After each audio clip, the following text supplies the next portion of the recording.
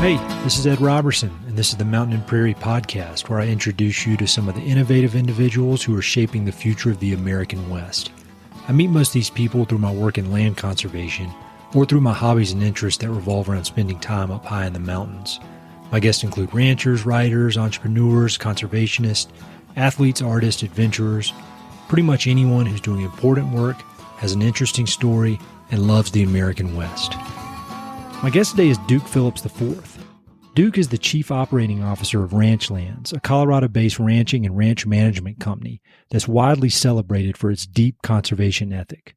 Duke oversees all operations across Ranchlands properties, which include the renowned 87,000-acre Chico Basin Ranch and the 103,000-acre Zapata Ranch. Working closely with his father, Duke III, and his sister, Tess, Duke and his family share a commitment to long-term land stewardship, and they embody the Ranchlands philosophy of working together to live with the land. As part of a multi-generational ranching family in southeastern Colorado, Duke grew up with one foot in the ranching culture and the other in a more traditional life of school, sports, and typical childhood activities. After college, he decided to return to the family business, where he began to work his way up through the ranks to his current role of COO. Along the way, he learned lessons in leadership, humility, conservation, stockmanship, and business, many of which he shares with me during this conversation. Duke is one of the more humble and understated people I've ever met, especially when considering all that he's accomplished so early in his career. I met Duke out at the Chico, where we sat around his kitchen table and chatted, and it was a truly delightful conversation. We talked about the operations at their ranches, and we delved into some of the details around their breed of cattle called the Beefmaster. We talked about their apprentice and intern programs and why he and his family value teaching and educating both the general public and the next generation of land stewards. We talk about Duke's thoughts on leadership and the importance of being humble and calm in all situations. He also explains Ranchlands' open gate policy and how that philosophy differs from some of the conventional wisdom around access to land in the West. We also talk about books, his heroes and mentors, flying helicopters, lessons learned from living and working internationally, and much, much more. Finally, I want to mention that Ranchlands will be honored at Palmer Land Trust's 10th Annual Southern Colorado Conservation Awards on October 3rd here in Colorado Springs. We'll be debuting a short film about the Phillips family that highlights some of their innovative conservation and ranching work throughout the state. If you're interested in attending, follow the link in the episode notes for more information. I guarantee it'll be an inspiring and fun evening. There's so many important lessons to be learned from this conversation with Duke. Check out the episode notes for a full list of everything we discussed. Hope you enjoy.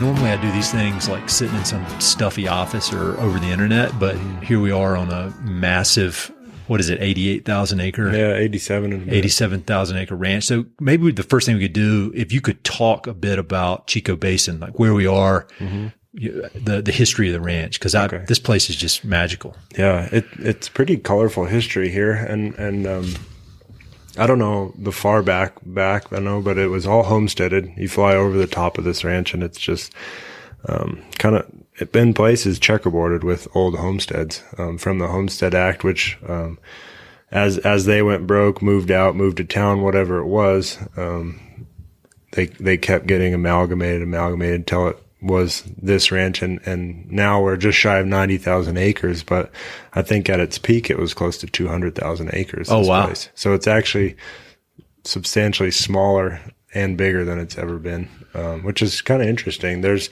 some of the ranches, like the ranch to the west, as a part of this ranch, it's an intact ranch. To the east is it's a DOT site where they test trains from all over the world. Oh, okay. So I think that's about 40,000 or 50,000 acres that used to be a part of this ranch. So some of it's still in production. That land is very much out of production, which is unfortunate. But here today, we're right over 87,000 acres. It's a property where I've been since 1999 when my dad won the lease for this property. We moved here when I was, I think, going into 7th grade, something like that. But it's the summer between 6th and 7th grade. So I've spent the majority of my life here now, coming up on a quarter of a decade. or a quarter of a century, which is can you believe pretty it? crazy. It's a little bit scary. But I live at headquarters, the heart of the ranch. I've lived in every house on the ranch now, through the years with my family or single before, however it is. I've lived everywhere. And now I like it here. I was a bit reticent to move here because I am fully on call 24 hours. If a vehicle drives in I don't recognize on a Sunday evening or something, I'm here. I go see who it is, and it's usually just a birder that forgot to check in or something like that. But if anyone needs anything, I'm here. I live here, so they walk over to my house, which I was a little bit reticent about before I moved here, but it's actually worked out really well. You really have a finger on the pulse of the whole operation, which is a cool feeling. So you mentioned people driving in, and a term I've heard you guys use and the people who work here use is open gate policy. Can you talk a little bit about that? Because that, in my old career selling ranches, there aren't many open gates, and I've had guns pulled. And yeah, people take it pretty seriously. Well, the first time I drove in here a year or two ago, I was coming around the corner. Right? Well, I know I came onto your property, and some of your folks were hanging out on the road, and I saw them. I was like, "Oh shit, here we go!" But then they were just were like, "Hey, how you doing? Yeah, we were expecting you." And so, talk a little bit about that and how you guys came up with that idea. So I think I don't know. It is an interesting thing because traditional agriculture is very much closed doors, keep town in town and country, which is completely unsustainable and puts up these walls, which are prohibitive in a lot of different ways. So the thing I remember as a kid is a sign that we used to have on our front gate. And I think the original idea that my dad got it from was the Lasseter family of the Beefmaster cattle, and a lot of these signs you'll see down anywhere really is keep out, no trespassing, will be prosecuted fullest extent, and they're usually full of bullet holes. Yeah. And not observed because it just pisses people off. So it's a challenge. Yeah, exactly. Especially this being state trust land. It's especially from out of state hunters mostly on the map it looks like state land, but it's state trust land, which is private public land, if that makes any sense. So it is private. But the sign said, please no trespassing. This is our home and our business. Simple as that. That's what the Lasseter said. That's what theirs said. And we had one of those, for the first probably 8 years or something like that. And we finally pulled it down, and something like, please check in, visitors, please check in. But from day one, it's always been open gate, with kind of rules. So we can steer, how people interact with the ranch, even though we want them to interact in their own way. If they're mountain bikers, hikers, birders, people just curious about it. So we invite the public to come out because they're a very important part of our longevity, of my unborn kids' longevity. There needs to be this kind of collaboration. And if they don't have a clue what's going on out here, how are they ever going to acknowledge it as important or see the importance of it? So I think we did the numbers the other day. A big part of that too is an education program where we see about 2,000 to 4,000 school kids a year from kindergarten all the way up through post-grad stuff. Wow. I didn't realize it was that many. It's huge. Last year was our biggest year, and I think it was right over 4,000. Damn. So you multiply that over the years we've been here, it's 40-some thousand people have visited here to our education program alone. The biggest amount would probably be the birding.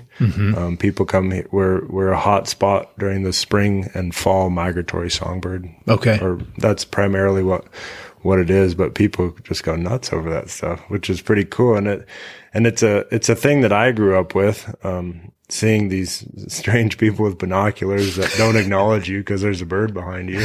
And at first you're like, man, what the hell? I waved at this person and they're in my home and they don't even acknowledge me. And now it's just really funny because they're so, passionate about these birds. You can be I've had it before. I've been talking with an Audubon group or something in front of the office, kind of giving them our spiel of why we're here and how we're grazing, in harmony with nature and everything. And I'll be talking and all of a sudden the whole group shifts and they're nearly walking away from me with their binoculars up.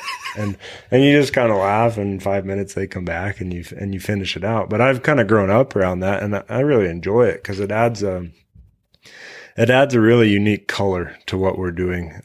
The Western lifestyle is often really romanticized, but I think it's because a lot of people didn't experience it. You see it in these Charlie Russells or read about it books, see it in John Wayne movies, however, and it's always like the really bad parts and then the really good parts triumph over it, and it's always exciting, a lot going on. But the reality is there's a lot of mundane times in between, checking fence or fixing vehicles or cleaning shops, all that kind of stuff. So to have that public come out and interface with those people that are out here because they're curious about us, they're curious about birds, for some reason they're drawn out here to what's going on out here, I think is a really unique opportunity for opposite worlds to collide, which adds a lot of color and really makes it fun. So when you think about, I mean, this is a huge ranch, but throughout the West, there are huge ranches, and at least in my experience, there aren't that many ranchers that open their place up. So where did that mindset come from? I mean, what kind of flipped the switch where you guys were like, all right, this is important to get people out here? Because I would imagine it helps, it may create a revenue source for you, but it's also helping the greater good because you're exposing all these people.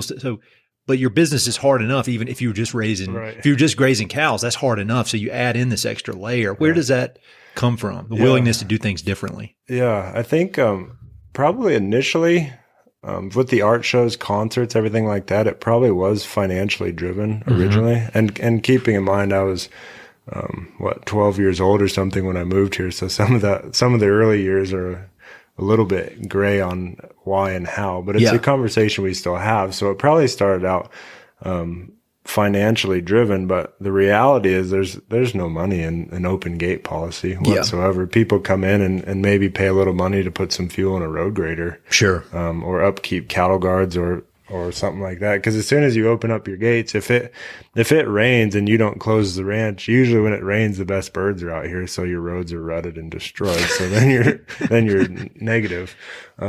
So then it kind of transformed into kind of, not to sound weird, but it's like the save the world mentality of wanting to have this greater impact on a larger population, on a larger demographic. And why?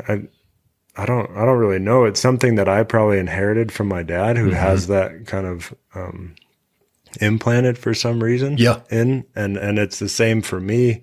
Because would it be a lot easier to just shut the gates and not have to grade the roads every time we have a rain? Probably. But it wouldn't be as fulfilling. We would just be going through our motions in our little world, kind of non-contributing outside of the food chain. Whereas if we have all these other avenues and points of connection, it's just such a richer, more fulfilling experience for us and hopefully anyone else who visits. Certainly the young people coming up in our program. Well, it's definitely struck a chord. I mean, obviously just the number of people that have come out here, but then you think about you guys' social media following, and there's almost this vacuum of real and interesting and beautiful content that shows what life out here is really like. And I mean, you guys have nailed it. And so it's kind of like you discovered this little market, this little niche market there that there's this need for. It's awesome. So kind of more to the hardcore ranching side of things. Can you talk a little bit about how you guys do grazing and maybe start by talking about the Beefmaster breed? Cause I think I've recently gotten to know some of the lasters and I got a tour of one of their places, and it's just really cool to learn about that breed. Can you talk about that breed and why you guys use that? Yeah. My grandfather actually ran Beefmaster cattle down in Mexico. Oh, really? When he was down there. Yeah. I didn't know it goes way back. But it's a really interesting breed. Dale Lasser taught my dad homeschool down in Mexico. So they've known each other since he was in 4th grade or 5th grade, probably something like that.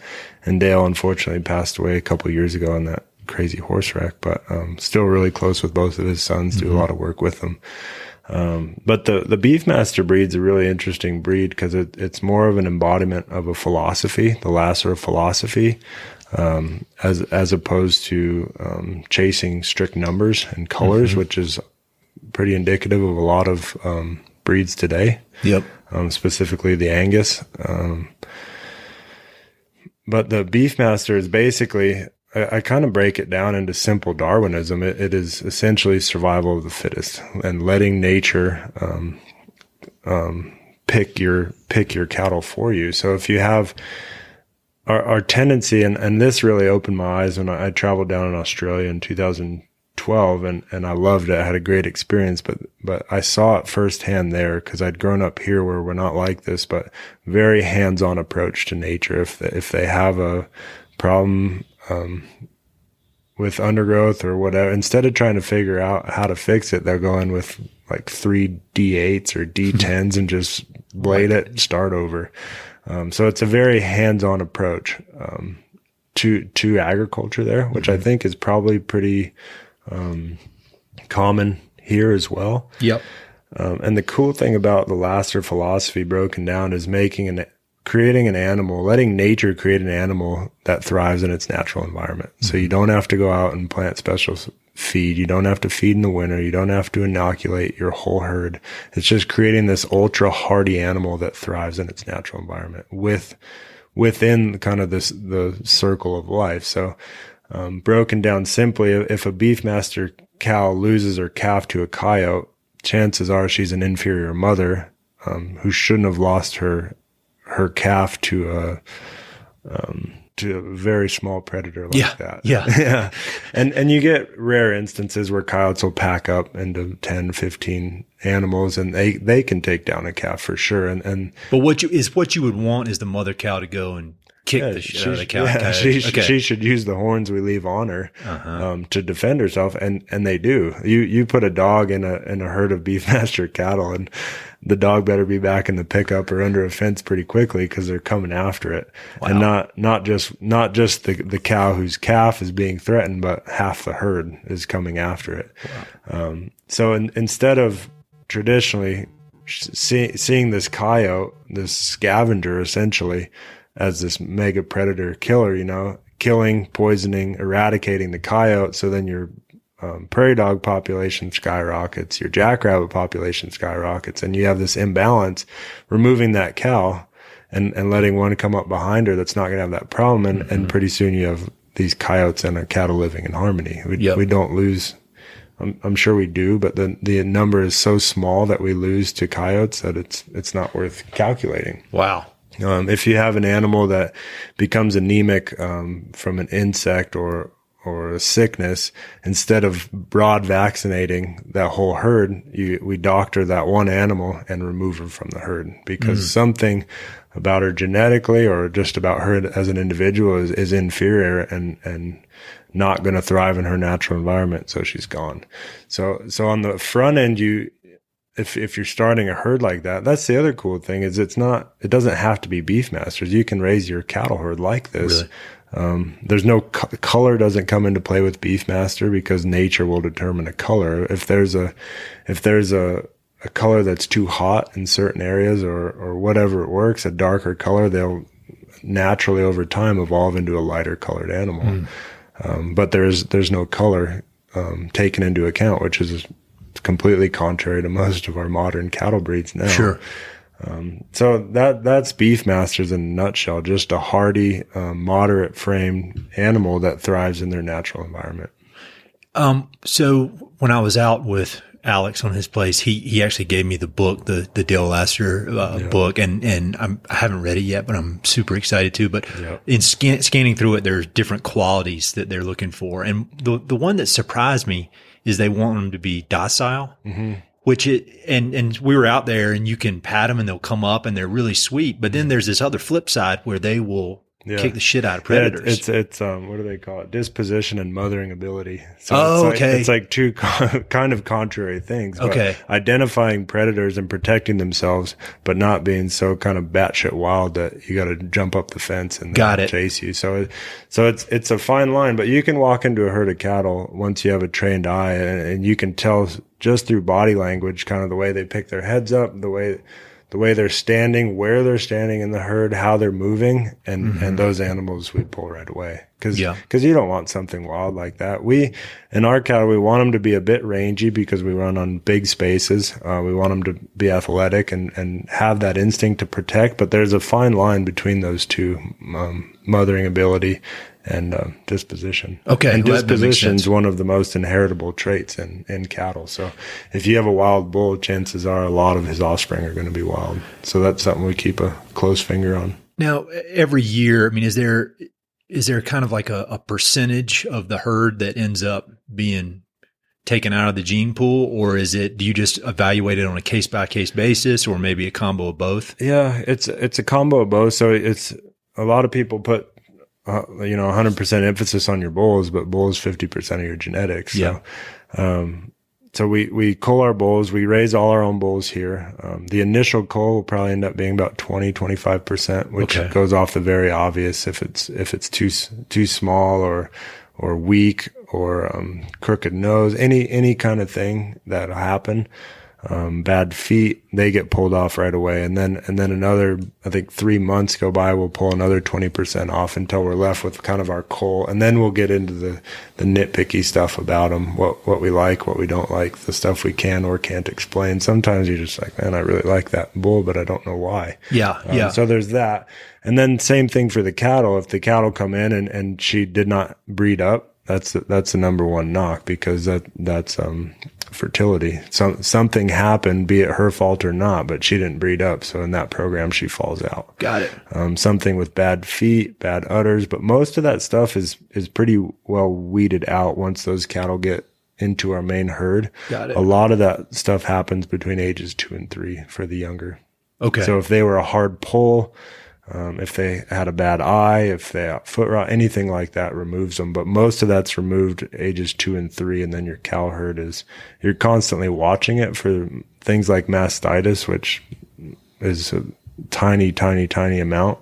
But it can happen. And then they're just removed like that. I mean, obviously you've been doing this since, as long as you can remember, but for people who want to learn more about this, are there any books or resources that you would recommend that are good places to dig in to get more overview? I mean, I think that Lassiter book. Yeah, that Lassiter book I'd put at the very top. Really? Honestly. Yeah. And I don't really know. I do this every day, and I should read more about. You need to write a book. No, I don't. No, I'm not an expert yet. I'm still working on it. But yeah, that I think lays the most incredible foundation, because a lot of these other books, and speaking generally here, but focusing on the minutia detail. And one of the biggest things, or the most important parts of that book is he says the hardest part is keeping it simple. Yeah. So if you go into it with a really open mind and very practical about everything, in theory, it's all easy. Yeah. Yeah. In theory. Yeah. And that's the hardest part, is not trying to tweak it, make it better, chasing these tiny little things, but being happy with what you have, I guess. So I want to go back to one thing you were talking about with the, with living in Australia, and then your dad was in Mexico as a kid.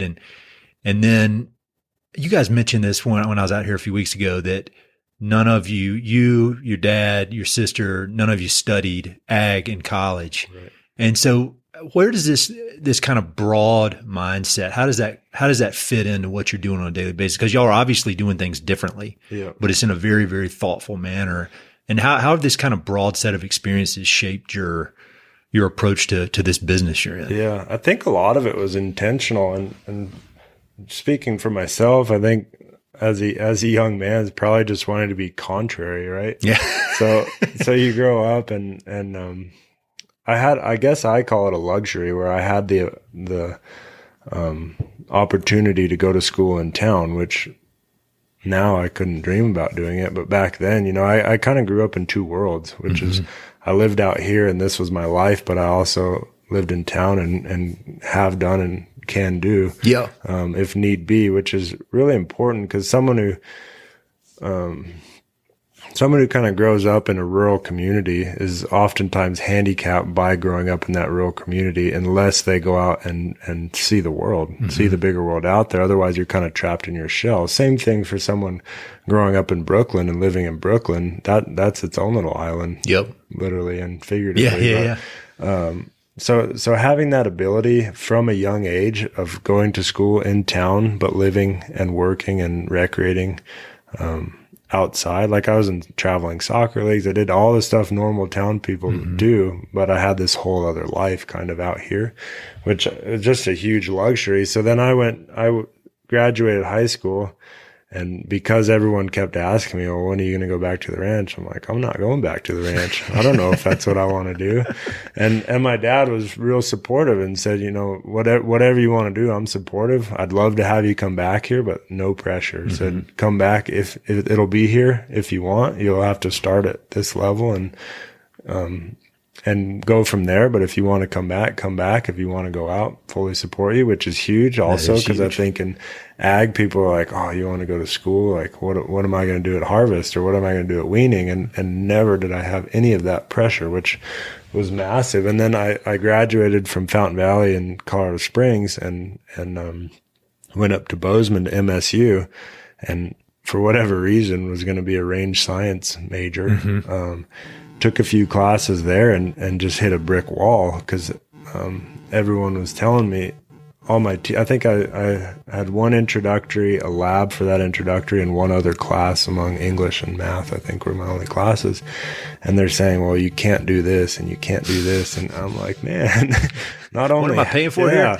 Not only have we been doing these things that you said we can't do for 2 generations before me, but I didn't come here to tell me what I can't do. Yeah. Like college is supposed to, in my opinion back then, and maybe I'm wrong, but it's supposed to broaden your horizons and kind of like disintegrate boundaries and show you what's out there and what you can do. And I didn't get that. Maybe it was my experience in Montana or with traditional ag, which is most of the schools, which is fine. It just didn't work for me. So, well, yeah, they're teaching at the middle of the bell curve, because I had the same experience in grad school in business, and you know, get an MBA and they're telling you this is how you do it and you can't do it this way. But on this podcast, every business person I've talked to has done it the exact opposite of what they're teaching. It's amazing. So I was a little bit lost. I went up there, and I'd tell everyone who asked me, I went up there for the fishing is why I went I to don't blame you. So I stacked classes and went to class, I think 2.5 days a week, and fished the rest of it and got full use out of my fly rod while I was there. But I was only there for 1 semester.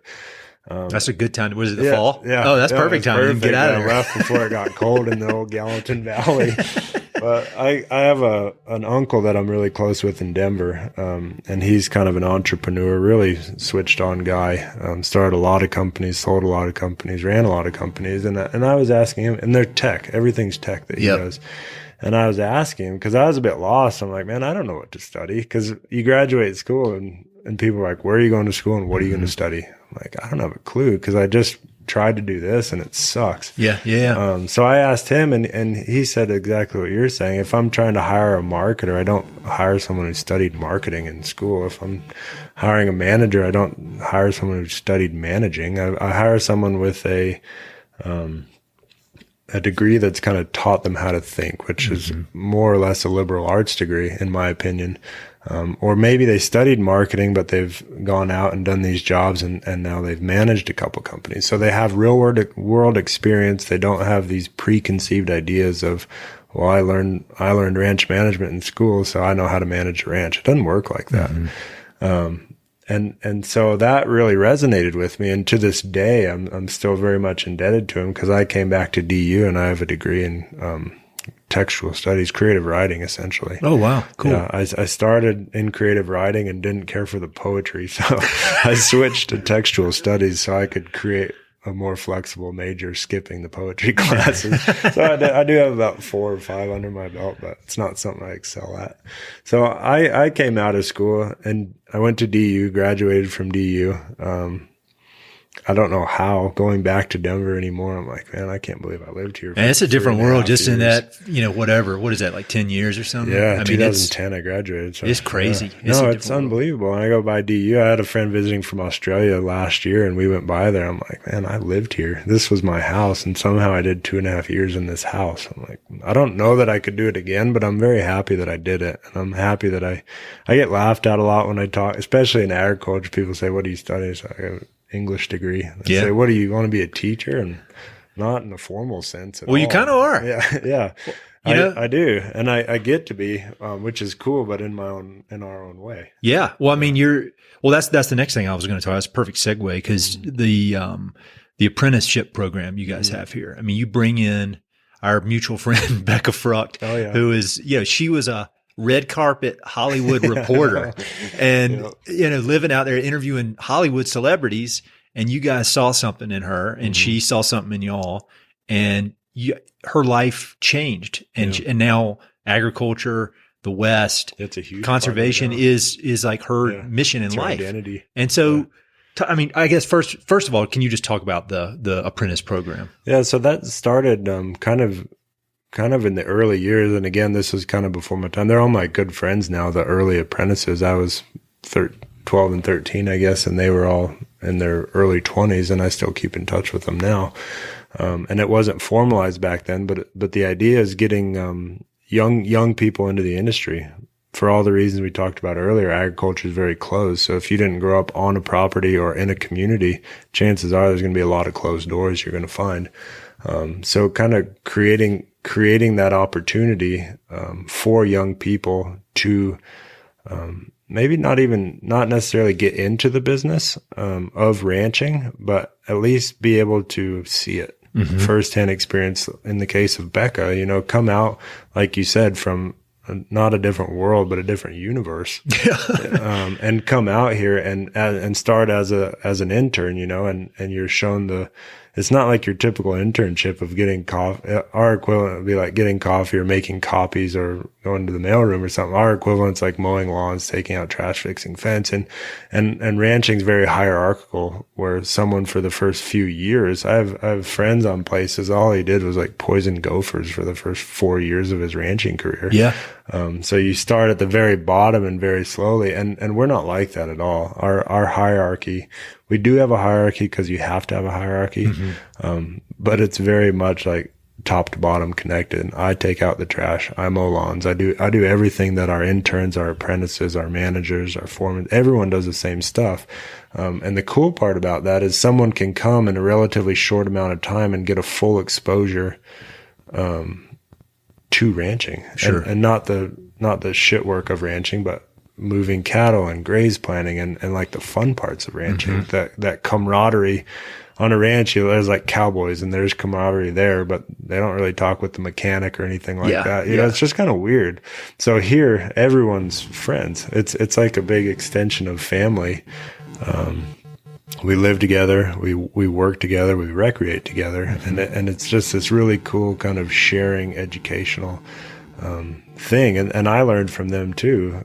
Someone like Brandon, who's with us now, he started as an intern at the Zapata. Okay. Finished school, came back as an intern, and then quickly realized that he doesn't know if he wants to manage a ranch per se, but he knows that he wants to manage land in some capacity, and having a ranching background to manage land, I think, is huge, because ranchers are the original kind of conservationists. Oh yeah.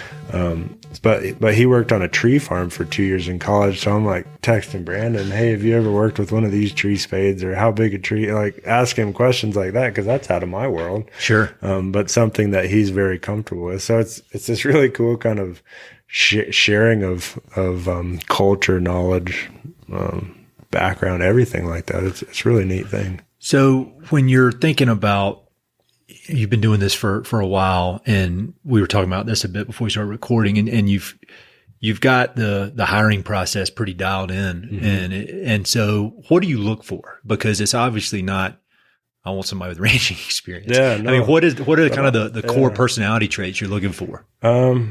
Let's see. That's a good question. The easy thing to start with is physical labor, some kind of physical labor. It doesn't have to be anything with ranching or fencing, but in Brandon's case, working on a tree farm, that qualified him. A lot of times it's like working at a horse barn, mucking stalls, or landscaping through college. Something that says they work with their hands, lifted some heavy stuff, used some hand tools, worked outside in the elements. That's a big one for us, because a lot of it, 90% of it, is outside. Yeah. So that's huge. Riding experience helps, but it's not mandatory. Brandon, 0 riding experience. Really? Yeah, 0. Becca had riding experience. Yeah. So that you hit both ends of the spectrum there. And then kind of the thing that we've struggled with a little bit still is people who studied agriculture in school. A lot of times that's a little bit difficult because they come in with, maybe overconfident in their abilities because they took a class on beef production or something, one 5-month class, and now they know it. Even though, maybe they know the terminology, which helps, but it doesn't really work like that. So that's kind of tough, because you almost have to tell them, like, forget what you learned and we're going to start over. Not to say none of their information they learned is useful. It's just you just nearly kind of need to reboot, because that stuff, to learn a lot of that stuff, you need to do it repetitively and building on top of itself. So taking one class as a junior or something, it doesn't really set you apart. So that's one thing that's kind of tough. Is it so? Just thinking about that, is it like a humility you're looking for? Because you're obviously super humble, and I think having this,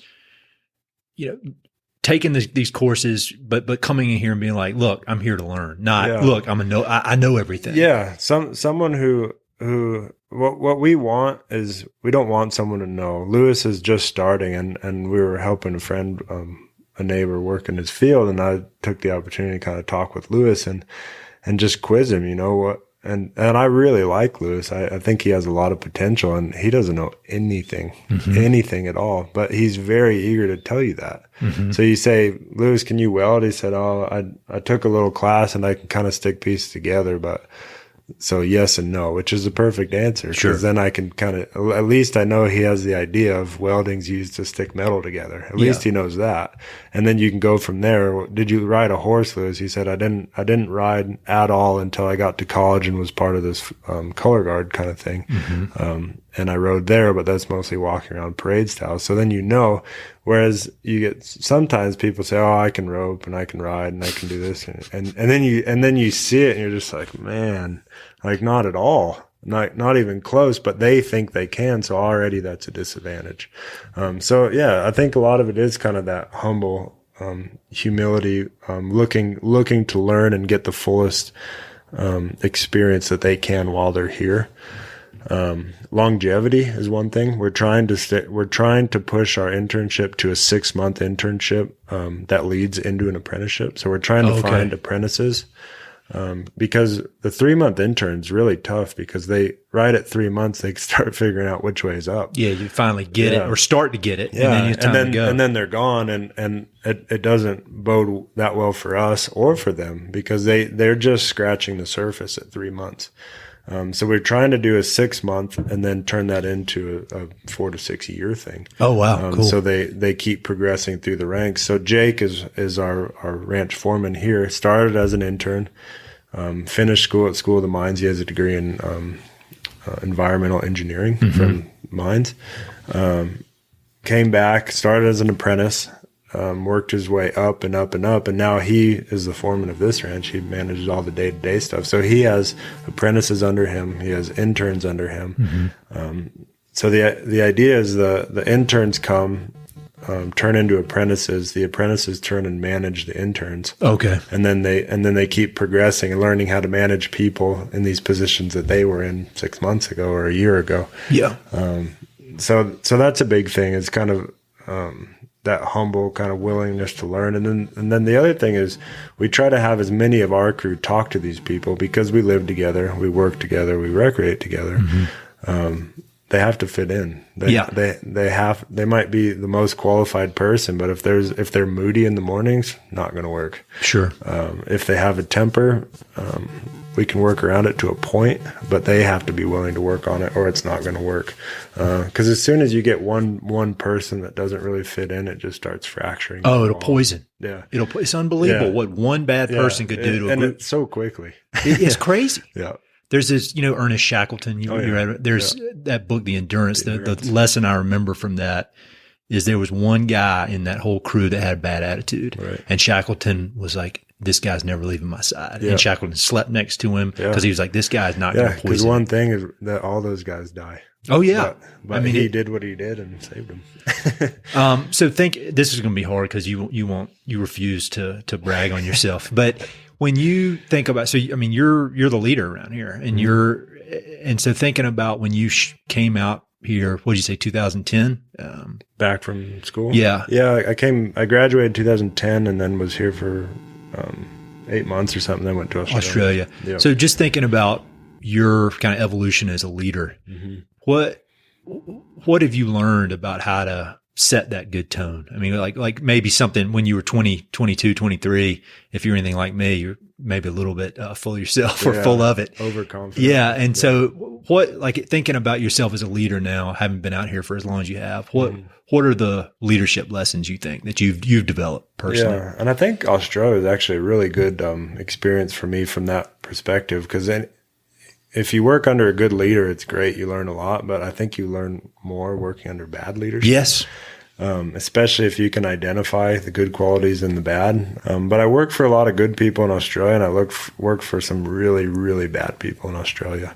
And I think learning that and seeing how the operations and the crews functioned under good leadership and why they did is something I was kind of constantly always evaluating and seeing and trying to navigate without intervening. Sure.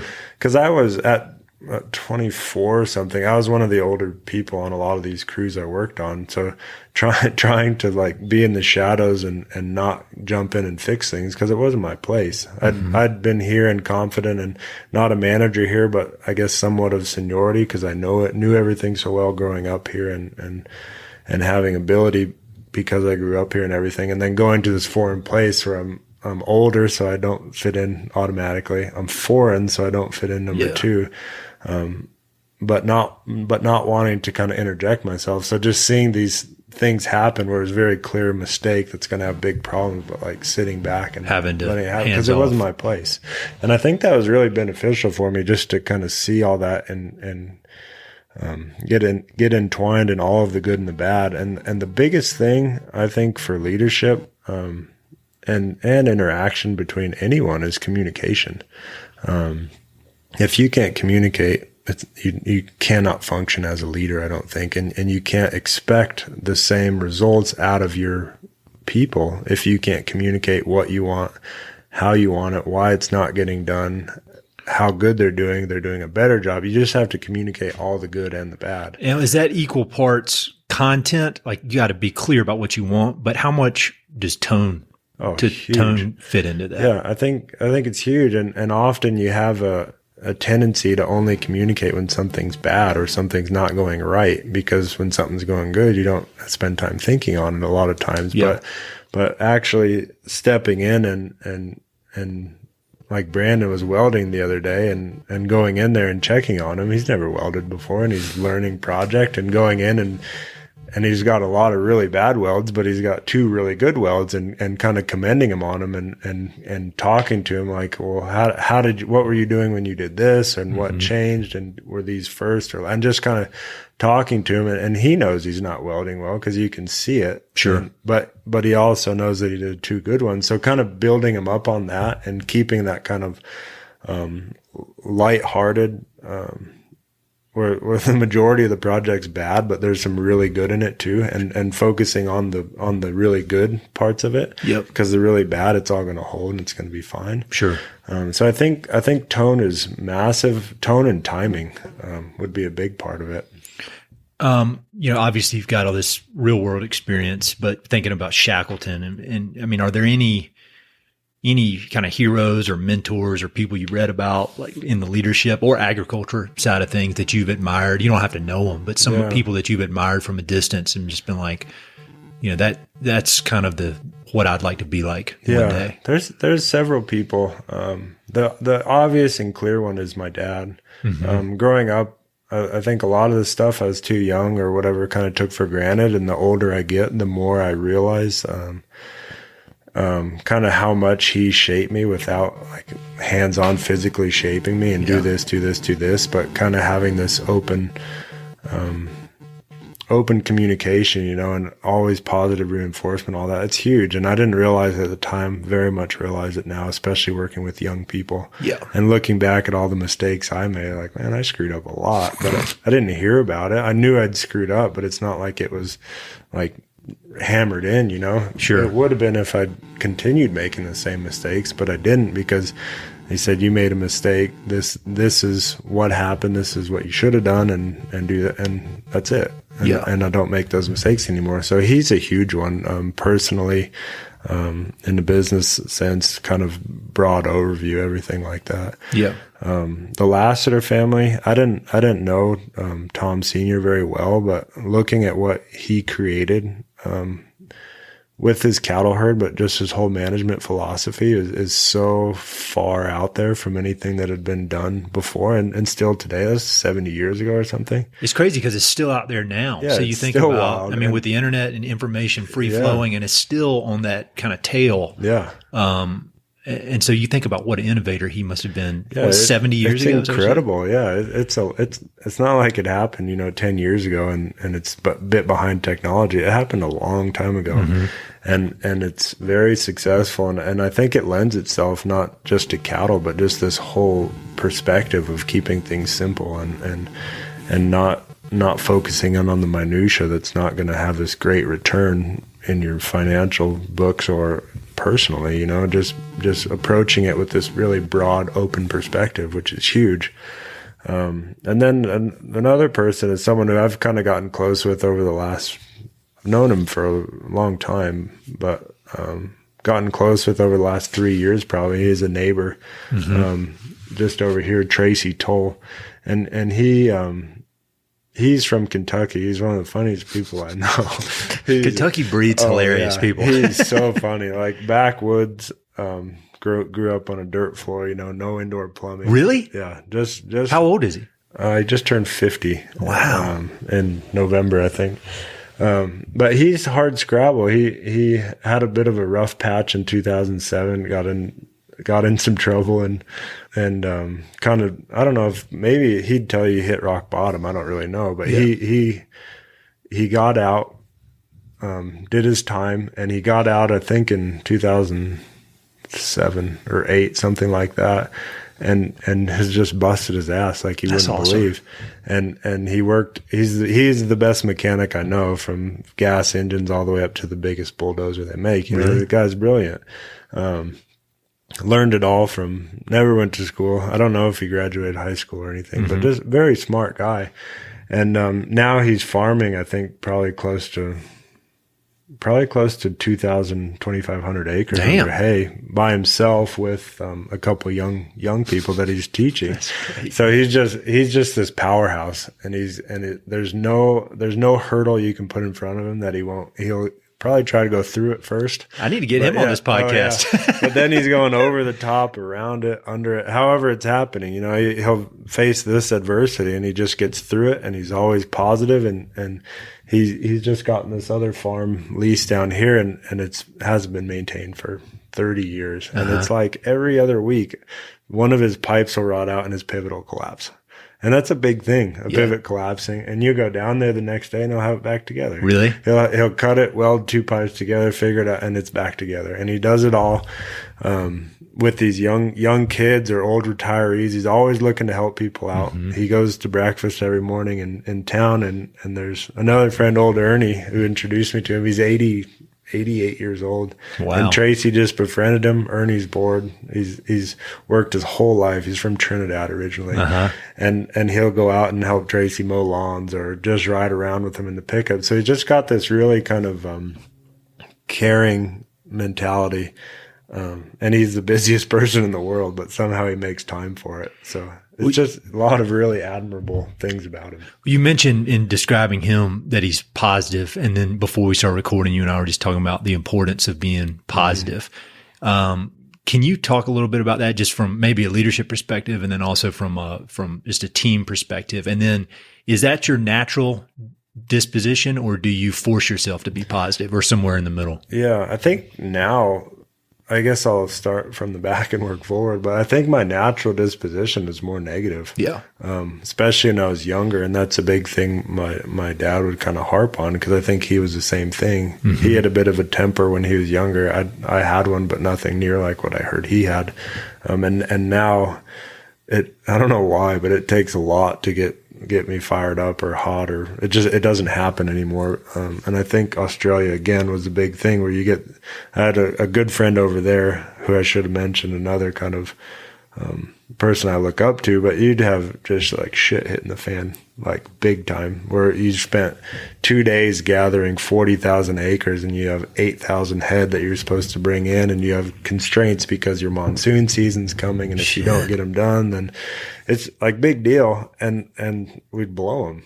Something would happen, and they're gone, and days of work and 4 helicopters and 20 people for working for 2 or 3 days. It's just gone. And he's like, well, we'll start again tomorrow. Mm-hmm. You're like, and to have that mindset is something that I really brought back. Well, you realize it's wasted energy getting so damn mad. Because I was the same way. Anything about it sounds like we're wired very similarly, and I've learned, not through ranching, but in like mountaineering trips. Yeah. There were a few, I would get so mad about stuff. Like I'd make some mistake, or one time I dropped my puffy pants off a 3,000-foot cliff and I just started like literally like beating the shit out of my backpack. Right. And then I look back on that. I'm like, man, you're such an idiot. Doing? Yeah. Like, I need my energy, and there I'm expending it all in a backpack and screaming, looking like an idiot. Looking like a complete idiot. Yeah. And I mean, I'm so glad I'm out of that, but you kind of need to go through it. Yeah. If you're wired like we are, you need to go through that to be able to be embarrassed. And and it's like, man, what an idiot I am. And then you start seeing other people do it, and you're like, what an idiot they are. Glad I don't do that anymore. I saw that yesterday. I saw a guy in traffic just furious. And I was like, man, I feel bad. And he was probably 60 years old. Like, golly, 60 years of that? Temper thing, it'll age you quick. Yeah, but completely wasted. Yeah, the big thing, and you hear it a lot in songs, like "Don't cry a tear for tomorrow." Mm-hmm. Yeah. Don't cry for the past because you'll drown tomorrow, or something. You hear stuff like that all the time, and it's a very simple concept, but it's really hard to actually kind of do to be of that mindset and act in that mindset. And I think that's a big part of being positive. We're all going to make mistakes, and hopefully not the same mistakes. Mm-hmm. But the reality is you can't really fix it once it's happened. You blow 6,000 head into a big river bottom. You're not going to go like get an eraser and fix it real quick. Yeah. Change the number. You just start over the next day. So any energy wasted on the negative feelings about that, it's good to acknowledge the problem and break it down from a positive, well, what did we do wrong so we can do it better? Mm-hmm. But to just say, well, this person messed up and he was in the wrong spot, or this was too close, whatever it is, it's not positive, and it's not going to help you in the future.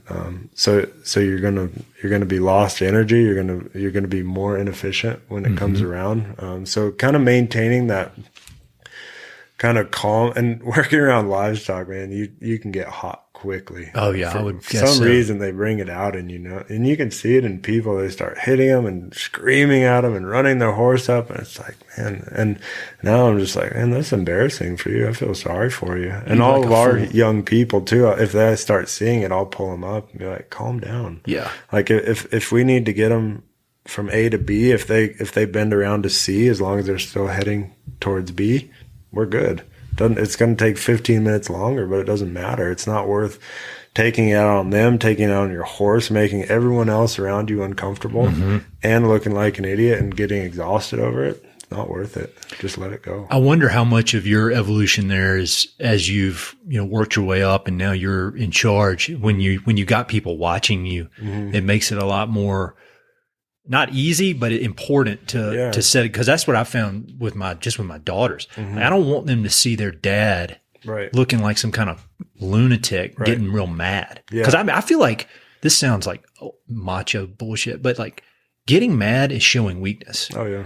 And I've heard, I'm kind of obsessed with Navy SEALs, and there's this one guy that I read a lot of his books, and he's always talking about, if you get mad, you are really showing your ass and you're showing weakness. Yeah.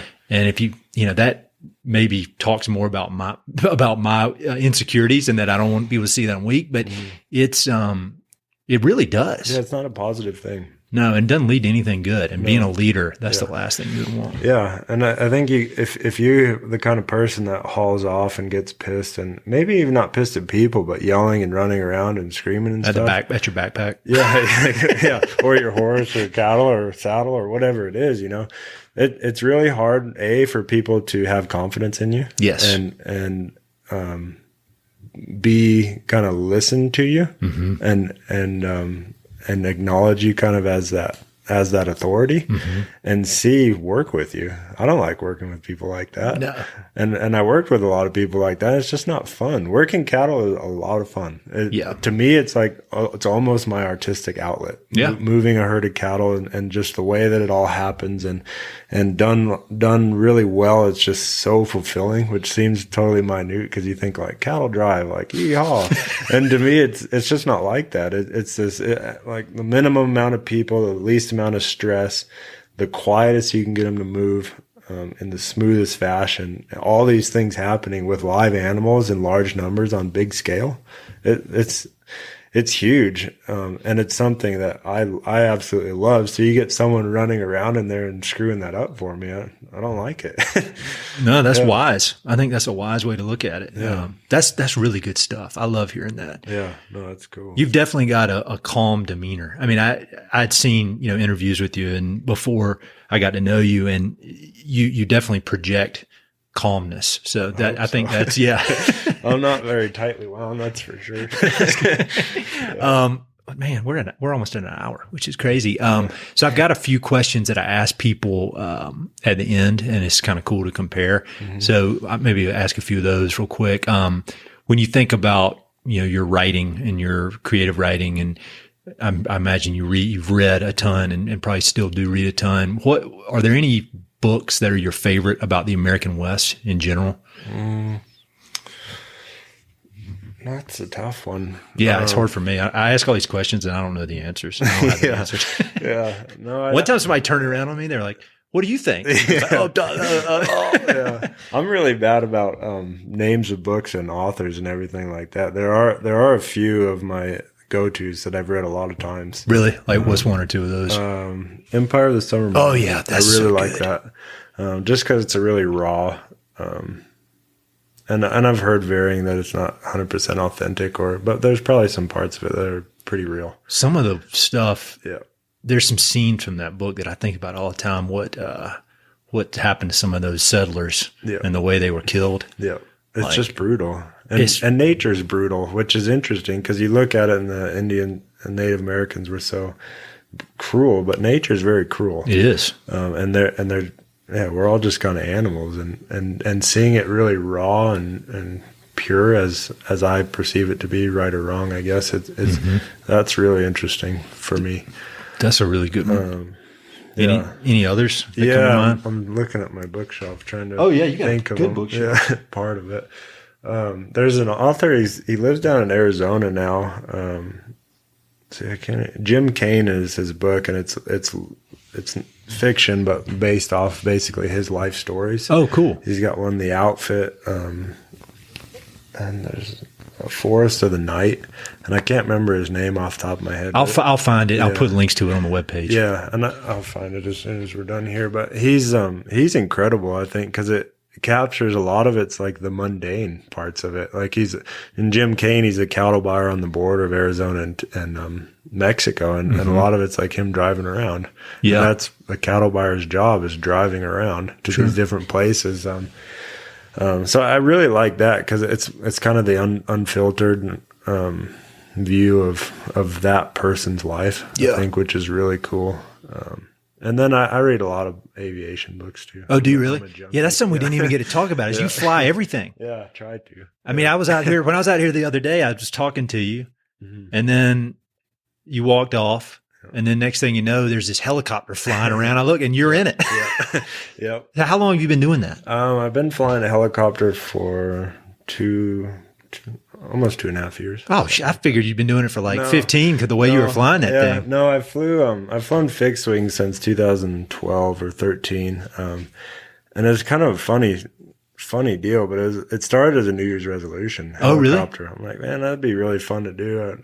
And I had this window coming up in March, the end of March, where I could go do it. And I get this wild idea and start obsessing over it. I'm like, man, I want to do this. So I started hitting the phones and calling people and saying, I want to learn how to fly a helicopter. I can dedicate 3 weeks to it. 100%, can we do it? And I think I got turned down by like 7 flight schools. Oh, really? Because I'm too big. A lot of them are 200 pound, 210 pound minimum, and I'm 220 for these little helicopters. And B, time frame, they're like, 3 to 5 months minimum for a private rotor. And I did fixed wing, I think, in 6 weeks or something as quickly as possible and kind of dedicated to it 100%. So I was hitting brick walls and getting frustrated because it was February and my window is going to close at the end of March. So through an airplane mechanic friend, I met a guy at Meadow Lake who does all the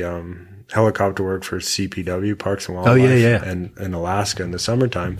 And he told me to get in contact with his pilots, who's a trainer in the wintertime in Thermal, California, outside of Palm Springs. Okay. So I called Adam up, and Adam and I are good friends now. He's like, yeah, it's going to be really hard, but I think we can do it. And he said, well, have you thought about a commercial add-on? And I'm like, I don't even know what that is. So basically, I went out to California. I took my full camping setup, slept in a hangar for 3 weeks. Really? Yeah, and I knocked it out in 22 days. So it took 1 day longer than 3 weeks. And then skipped private. So I actually have a commercial rating in helicopter, which is cool if I ever have time to fly for someone. But, that's really cool. Yeah. So and then it's kind of changed our operation. We bought a cheap used little R22 and I use it for checking water, checking fence. If we have water gaps, I'll shuttle people down fixing fence so we don't have to drive on the mud. I'll move cattle with it. And a lot of people think it's helicopter, loud, cattle running everywhere, hectic, but it's a funny thing because every animal has their flight zone, right? So you go to that zone until they move off your pressure, and that is effectively their flight zone. Oh, okay. So you have a flight zone on foot, on horseback, motorcycle, airplane, helicopter. So I move them the same way that I would move on a horse, but I'm like half a mile off. Wow. So you go and get them moving, then you just back off and they all move in. So you can move pairs, without a single animal bawling because you're not there pushing them along. You're in the background basically moving. They probably don't even really know that. So they don't even really know they're moving. Yeah. You just get them going towards water and then they're at water and you kind of get them off that. And it's been huge, especially down in New Mexico, that big rough ranch down there. We can do work in a day that would take, a month to do. That's I crazy. just trailer it down there and we do it and it's low stress and easy. It's great. I love That's it. so cool. And it's a lot of fun. I'm glad you mentioned it because that was one of the things I wanted to ask you. I'd forgotten about it because seeing you buzzing around in that thing, that looks like fun. It's a lot of fun. It's funny. You get a lot of looks and a lot of people don't know much about it. So you get a lot of assumptions kind of passed off on you, but it's another tool for us. Well, it shows that you guys are out on, when you think about the bell curve, you guys are out on the far end doing your own thing, which is awesome. Trying. Yeah. So thinking about all your experiences in the outdoors and internationally, and when you think about all those collectively, is there one that comes to mind as kind of being your most powerful outdoor experience? And that could be you got the shit scared out of you, funny, or just however you define powerful. But is there one experience that comes to mind as like, wow, that was intense? I think the biggest thing for me was working in a contract mustering gathering camp in Australia. Okay. I was one of a 7-man crew. The head of that crew he's now a really close friend of mine down there. He's a year younger than me, actually. And just seeing the way that crew interacted, and you went from very knowledgeable, useful people to the opposite end of the spectrum, and just seeing how a crew like that was able to and not to get things done, why it worked and why it didn't, and seeing all that really close firsthand for 8 months. I lived in a camp basically for 8 months, worked cattle every day. Wow. You'd work 6 or 8 weeks without a day off, and then have 3 days off and wake up at 4 a.m. with nothing to do. So that was huge for me.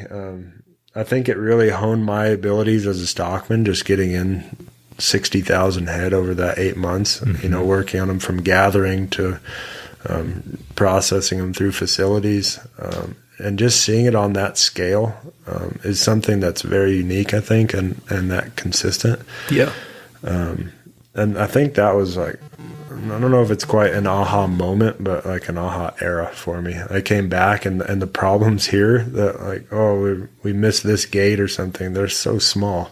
And it just kind of came back from that unfazed by most things. Did you like it when you were over there, or was it just kind of did you enjoy it while you were there, or is it the kind of thing you did? Yeah, for the most part, 98% of it, I loved it. That's cool. Yeah, especially in that part of it. Some other parts before I didn't love, just because I was working for certain people that just weren't a fit. But that part of it I really liked. And it was hard. Long days. You're up at 3:30, 4 o'clock, and this station was 1.7 million acres. So if you're working cattle on the other side, that's a 2-hour drive to get there. That is so big. Yeah. So you get there in the dark, and then you're waiting for helicopters and all this stuff, and then it comes in, but then you're catching wild cattle, and it was just a lot of fun. It was hot. It was long. But if you say it's hot, that means it's hot, because it's hot around here. Yeah, like you'd wake up and you'd be sweated through your shirt in the dark. It was hot.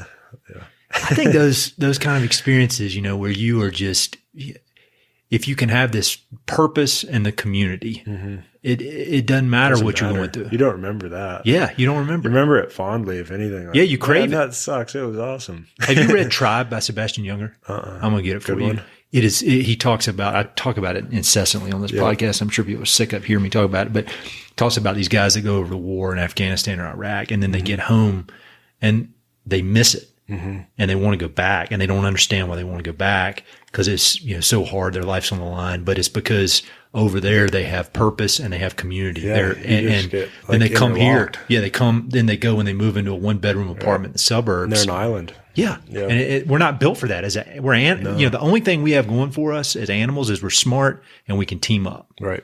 Yeah. And, otherwise we're pretty worthless. Yeah. And it's hard. Like I think a lot of people don't really get that true sense of camaraderie like that you get from living and working and like cooking and cleaning, all that stuff together. It's all good and bad. Like it's hot as shit and it's not going well, but you're not the only one there. Everyone's going through it, and it kind of builds you up and makes the whole thing stronger. Well, and that's what y'all are doing here. That's exactly what you're doing here. Which is really cool, because, you're not the only intern out mowing the lawn, in 100 degrees. There's a lot of people out there doing it with you.